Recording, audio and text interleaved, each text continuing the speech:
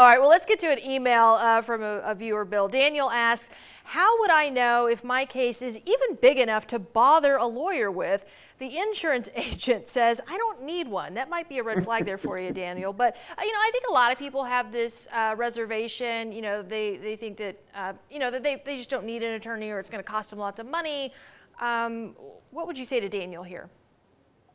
Yeah, I mean, the first thing, number one, the red flag is if the insurance adjuster is telling you you don't need a lawyer, well, hello. You have to remember the insurance adjuster, and I'm not disparaging them. They have a job to do. This, their job, they work for the insurance company. They do not work for you. They have no loyalty or obligation to you.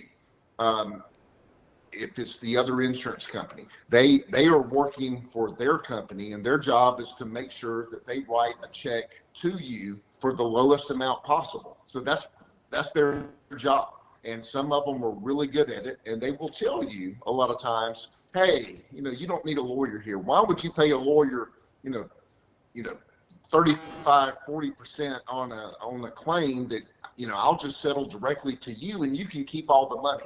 It doesn't work that way. Number one, they're going to try to lowball you. You're not going to get the money that you deserve. And even with paying a lawyer,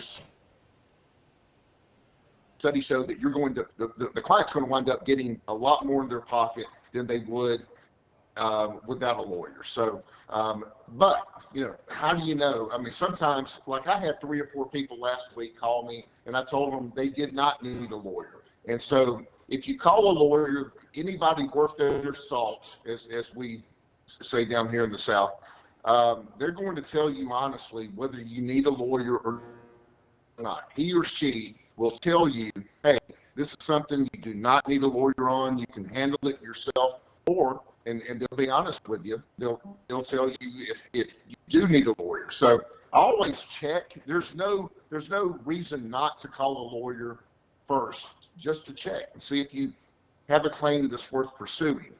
Now, obviously, if you've got a bad injury, that's a no-brainer. Then you need a lawyer. If we're talking about a fender bender and you've got one doctor's appointment, something like that, sometimes you might not need a lawyer, but always check first to see what your rights are.